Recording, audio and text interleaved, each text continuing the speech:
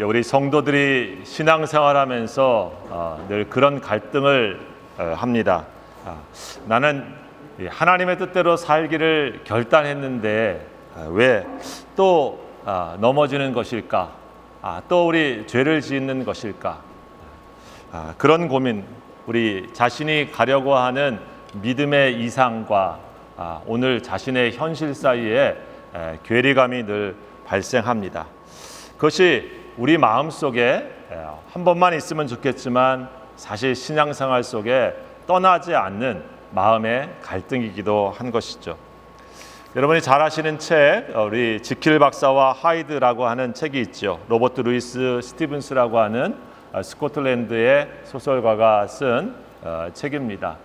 의사인 지킬 박사는 낮에는 아주 멋지고 훌륭하고 괜찮은 모습입니다. 그런데 어느 순간 약을 발명해서 자신의 모습과는 또 다른 악한 일을 행하는 하이드라고 하는 그런 사람으로 또 약을 먹고 저녁에는 변해서 나쁜 일을 하는 그런 이야기죠.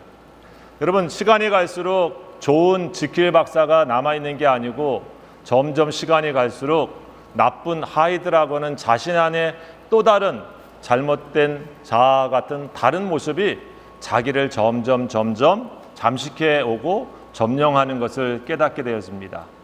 소설의 끝은 어떻게 되어집니까? 결국 지킬 박사라고 하는 자기 자신이 더 이상 자기를 지킬 수 없어 자살하고 마게 되어지는 비극적인 결말이죠. 선과 악을 자신 안에 분리해 보고 싶었고 자신은 온전히 늘 선으로만 있고 싶지만 악과 분리해서 또 다른 자신의 하이드라고 하는 또 다른 자아 속에서 자기와 별개처럼 살고 싶지만 사실 그럴 수 없는 인간의 실존을 그대로 보여주는 이야기이기도 하고요. 또 그 인간의 그 실존은 결국 잘못된 길을 선택해 가면 갈수록 거기 속에서 선이 아니라 악의 길을 가게 되어지는 인간의 연약함도 보여주는 내용이기도 한 것 같습니다. 여러분, 이런 신앙의 자리, 실존의 자리는 우리 믿음 약해 보이는 저희들만 있는 이야기는 아닙니다. 사실은 믿음이 좋고 어떻게 보면 신앙에 깊이 올라가 있는 사도 바울이라고 하는 사람의 오늘 이 고백이 사실 우리들에게는 깊은 위로가 되기도 합니다. 오늘 사도 바울은 우리가 잘 아는 이런 고백을 합니다. 오호라, 나는 곤고한 사람이로다. 이 사망의 몸에서 누가 나를 건져내랴.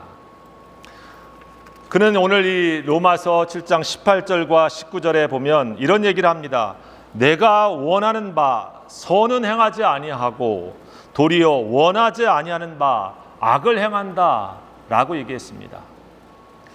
성경의 학자들은 이 본문을 가지고 고민을 참 많이 하기도 합니다.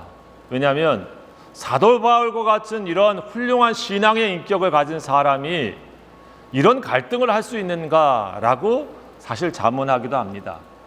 그래서 성경을 연구하는 학자들은 이 본문은 어쩌면 아직 예수님을 만나지 못한 사람의 고백일 수 있다 이렇게 생각하기도 합니다. 또 다른 사람은 예수님을 만났지만은 우리 같이 약하고 혹은 조금 더 고린도전서에 나와 있는 것처럼 큰 어른과 같은 믿음을 가진 게 아니라 육신에 속한 어린아이와 같은 과정에 있는 신앙에 있는 사람들에게 해당되어지는 이야기다 이렇게 해석하기도 합니다. 그러나 여러분, 우리가 잘 아는 이 사도 바울뿐만 아니라 믿음을 깊이 가졌던 어거스틴이나 혹은 루터나 그리고 믿음에 우리가 말하는 성인이라고 하는 반열에 있는 사람들에게 우리가 한번 질문해 볼 필요가 있죠. 당신에게는 그 마음에 이런 갈등이 없었습니까? 아니, 주님 앞에 가기 전까지 그런 갈등이 당신에게는 한 번도 일어나지 않는 그런 상태에 있습니까? 라고 질문한다고 하면 어떤 답이 올까요? 그런 사람은 없을 것 같습니다. 어쩌면 그 모습이 우리들에게 심한 사람이 있고 조금 덜한 사람이 있을지는 모르지만 이 땅에 살아가면서 내가 하나님의 뜻대로 살고자 하는 선을 향해 가고 싶은 마음이 크면 클수록 나로 넘어지게 하려고 하는 악한 길로 가려고 하는 유혹도 더 강하게 느껴지는 그런 믿음의 딜레마 속에서 우리가 있다고 하는 것을 느끼게 되어지는 것이 우리 믿음의 자리인 것이죠. 여러분, 그래서 오늘 사도 바울의 이 고백은 어떻게 보면 비명과도 같습니다. 참 곤고한 사람이로다 라고 하는 얘기입니다. 이 곤고하다라고 하는 표현의 그 말은 큰 재난을 만났거나 혹은 전쟁을 만나가지고 완전히 무너진 그런 자신의 상태와도 같은 것입니다. 지금 전쟁이 일어나고 있는 그 한복판에 가자 지구에 아무것도 안 남아서 다 무너져 있는 그런 사람들, 우크라이나 전쟁의 현장에 있어서 자신의 모든 것들이 무너져 가지고 내가 앞으로 어떻게 살지 하는 그런 탄식의 소리와도 같은 것이 이 고백 속에 있다고 하는 것이죠. 그래서 사실은 어떻게 보면 처절한 비명과도 같습니다. 나라고 하는 사람이 앞으로 어떻게 믿음 생활을 제대로 해나갈까라고 하는 깊은 고민의 외침이기도 한 것이죠. 하지만 여러분, 오늘 이 말씀이 우리들에게 있는 것은 무슨 이유일까요? 우리도 그런 실패자가 될 수밖에 없고 우리도 그런 고통 가운데 있을 수밖에 없는 존재다라고 하는 것만을 말해주려고 하는 것일까요? 그렇지는 않습니다.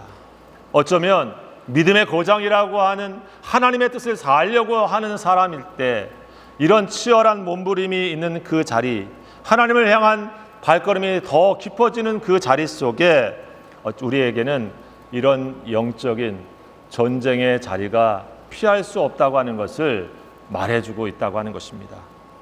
우리가 날마다 이러한 이중적인 나의 모습과 딜레마와 같은 우리의 영적인 상태를 경험할 때에 우리는 어떻게 우리 자신을 이해해야 될 것인가? 더 나아가 한 걸음 더, 그럼에도 불구하고 어떻게 믿음으로 승리하는 자리에 한 걸음 더 갈 수 있을까라고 하는 것을 우리들에게 오늘 말씀을 통해 가르쳐 주려고 하는 것이죠.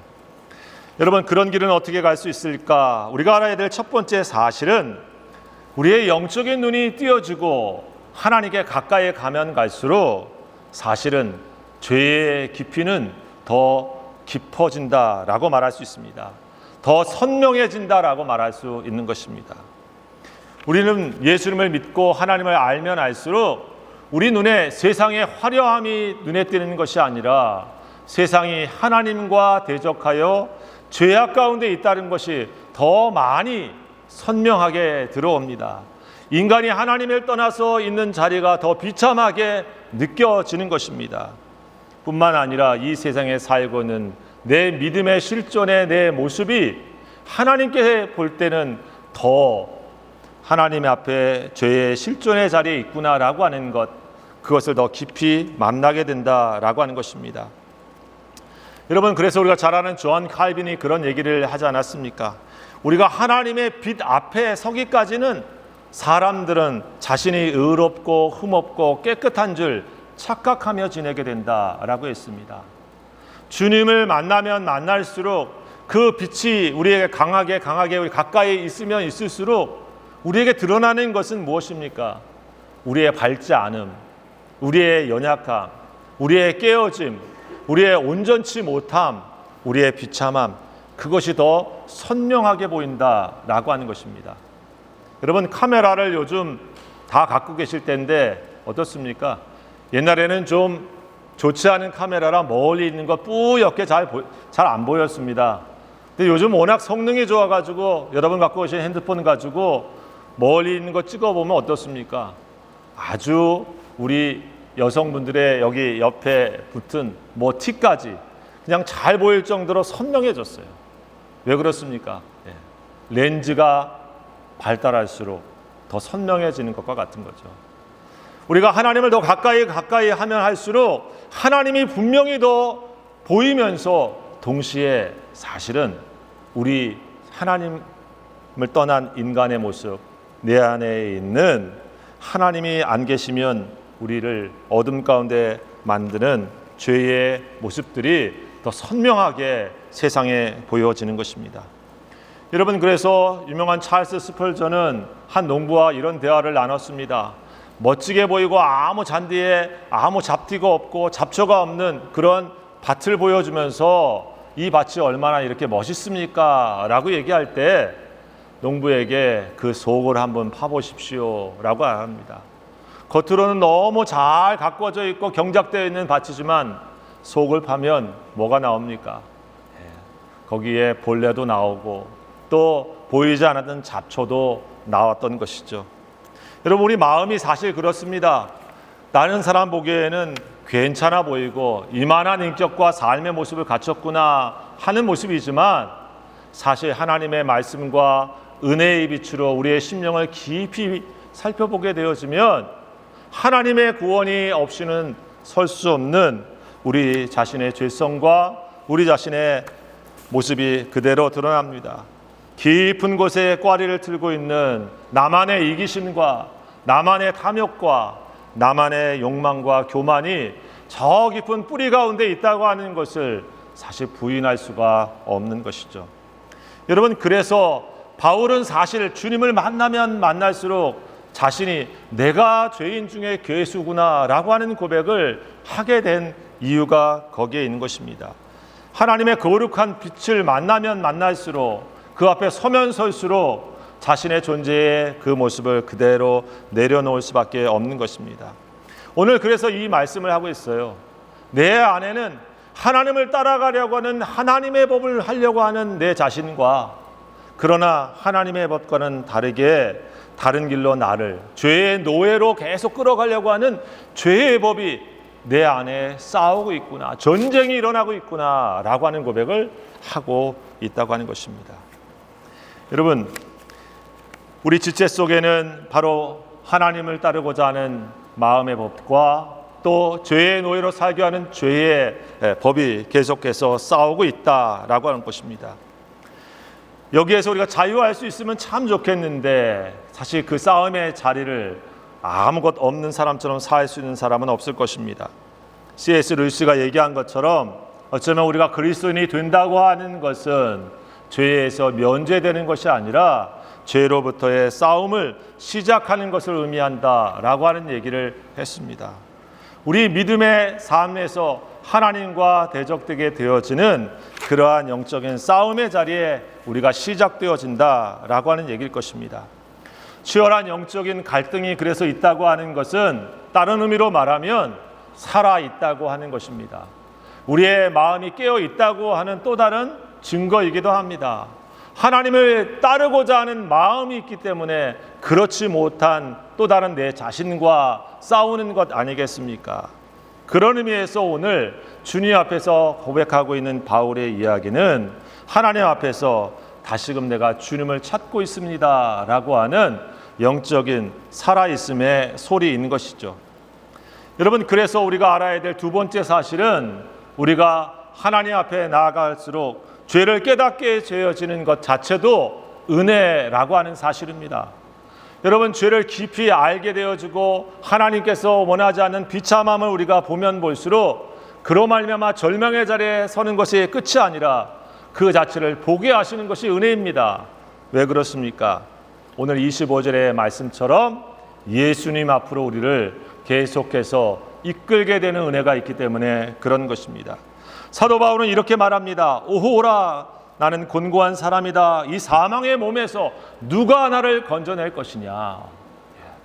자신을 건져달라고 하는 외침이 있을 때 여러분, 구명조끼를 던지고 구명선을 던질 때 잡지 않습니까?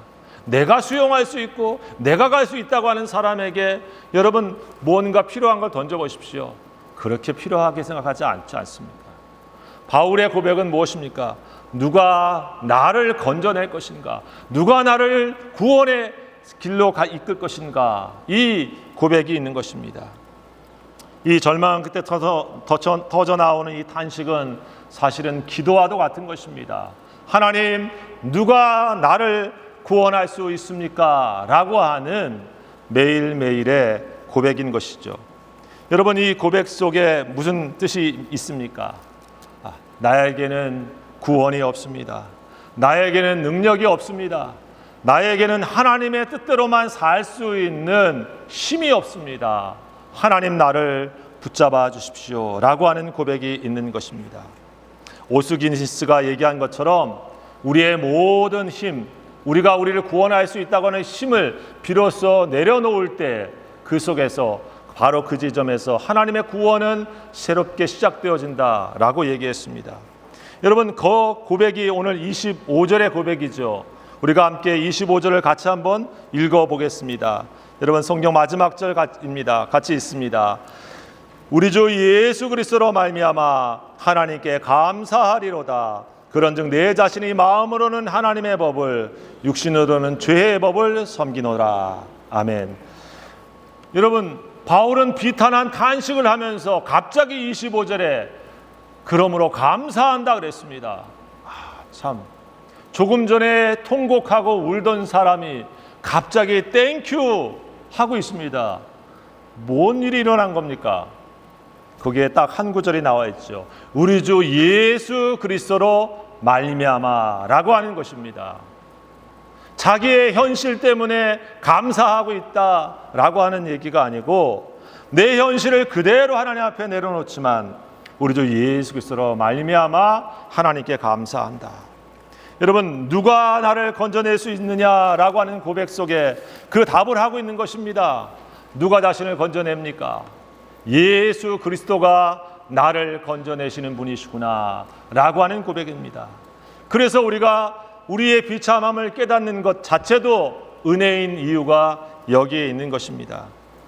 자신을 구원할 분, 바로 그 예수님을 만나고 그 예수님의 십자가와 부활의 능력을 경험할 때에 여러분, 그것은 바로 은혜의 사건이 되어진다라고 말씀해 주고 있는 것이죠. 이 로마서 7장은 그런 의미에서 우리들에게 다시 한번 우리의 삶을 통하여 나를 보면 절망하지만 그 가운데서 예수 그리스도의 십자가와 부활의 주님을 만나게 되어지고 발견하게 되어지면 우리는 다시 일어나게 되어집니다라고 하는 소망을 말씀해 주고 있는 것입니다. 여러분, 비행기는 무겁습니다. 비행기는 하늘을 뜨기 위해서 거대한 중력의 힘을 거스러야 됩니다. 어떻게 그것이 나는 것입니까?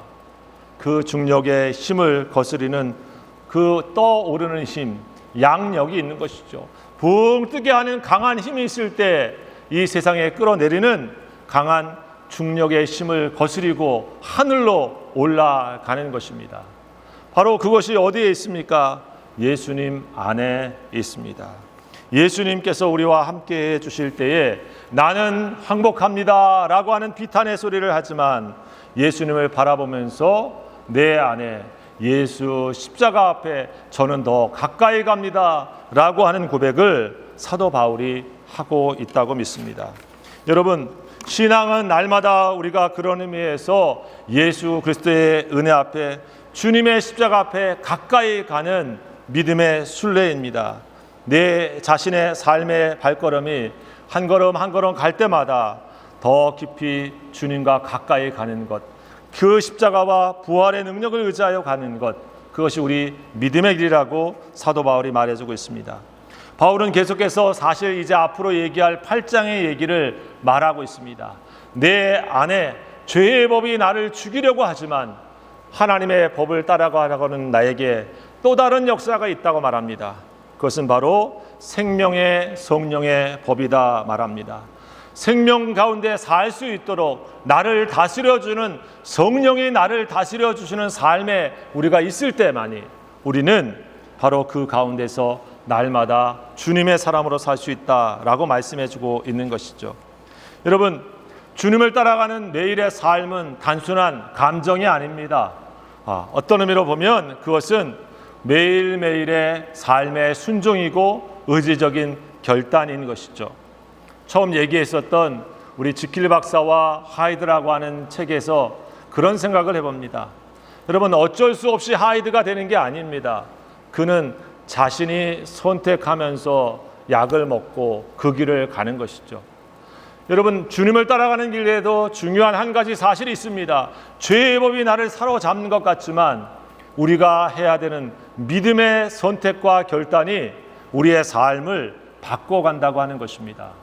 세상의 악은 강하고 죄로 우리를 이끌어가는 죄의 세력은 강하지만 우리 안에 계신 하나님의 영인 성령의 인도하심에 매일 의지적으로 내가 순종하고자 하고 따라가려고 하는 선택이 있을 때에 여러분, 내 안에는 하나님의 기쁨이 사라지지 않고 주님의 영광과 은혜가 머물게 되어지는 것입니다. 성령의 인도를 따라가는 삶은 그런 의미에서 어떻게 보면 거대한 것 같지 않습니다. 매일매일 내가 어떻게 하나님의 성령의 다스리심 안에 살 수 있을까 의지적으로 선택하고 결단하는 순종이 반드시 필요한 것이죠. 여러분, 그런 의미에서 저는 세 가지를 다시 한번 여러분에게 적용해 보시라 말씀을 드립니다. 첫째는 우리가 아침에 첫 생각을 하나님의 영의 인도를 받도록 순종하는 것입니다. 딱 1분만 여러분 아침을 시작할 때에 무엇을 제일 먼저 하십니까? 오늘의 스케줄을 체크하십니까? 아니면 내가 오늘 해야 될 다른 일들을 먼저 걱정하십니까? 우리가 시작하는 딱 1분 동안 어떻게 보면 스마트폰을 켜기 전에 다른 것들을 보기 전에 하나님 앞에 성령님, 오늘도 저의 생각과 저의 마음과 저의 입술을 다스려 주십시오. 저는 하나님의 다스리심 안에 오늘 이 하루를 온전히 살고 싶습니다 라고 우리가 기도하는 기도가 있다고 하면 어떠겠습니까?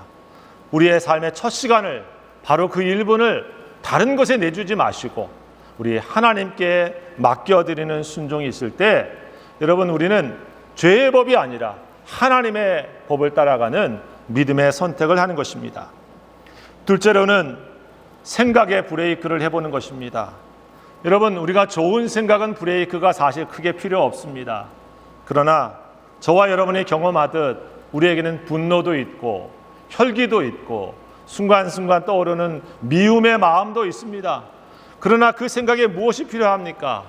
영적인 브레이크가 필요합니다.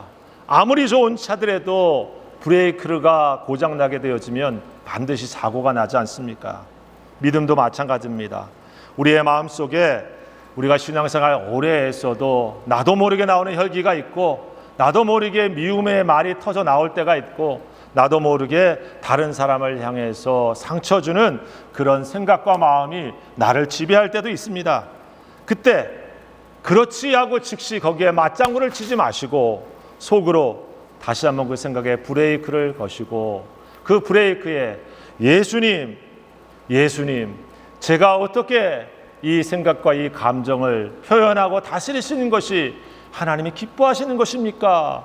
라고 묻는 기도와 생각을 여러분 잠깐만 한다고 하면 우리의 말은 조금 더 지혜로워질 것입니다. 우리의 표현은 조금 더 부드러워질 것입니다. 우리의 마음은 하나님이 기뻐하시는 열매를 맺는 곳으로 향하게 될 것입니다. 여러분, 이런 브레이크를 삶에서 해보십시오. 그 말은 다른 말로 말하면 절제인 것이죠. 셋째로 여러분, 우리 삶은 계속해서 좋은 공급을 받아야 됩니다. 우리가 매일매일 다스리는 우리의 마음에는 들어오는 인풋에 따라서 아웃풋이 되어지죠. 인풋에 좋은 것을 넣어야지 좋은 것이 나오지 않습니까? 팥 심은 데 팥 나고 콩 심은 데 콩 난다, 이런 얘기를 합니다. 그런 의미에서 내 마음과 내 영혼에 좋은 것을 공급하도록 내 선택을 하는 것이 우리 믿음의 선택입니다. 쉬운 얘기를 합니다. 말씀을 매일매일 내 마음에 공급하도록 우리 마음을 오픈하실 수 있기 바랍니다. 여러분, 매일매일 내가 보는 그것이 바로 내 생각이 되어집니다. 매일매일 먹는 그 음식이 내 몸이 되어집니다. 마찬가지로 매일매일 우리가 곱씹고 생각하는 그 말씀 한마디가 여러분 우리 영혼에 힘이 되어지고 중심이 되어지는 것입니다. 내가 너와 함께 하리라, 내가 너를 떠나지 아니하리라, 하나님의 말씀을 내가 곱씹고 생각할 때에 내가 홀로 있는 것 같은 그 순간에도 하나님이 내가 너와 함께 있잖아 라고 하는 음성이 우리 속의 말씀을 통해 들려지지 않겠습니까?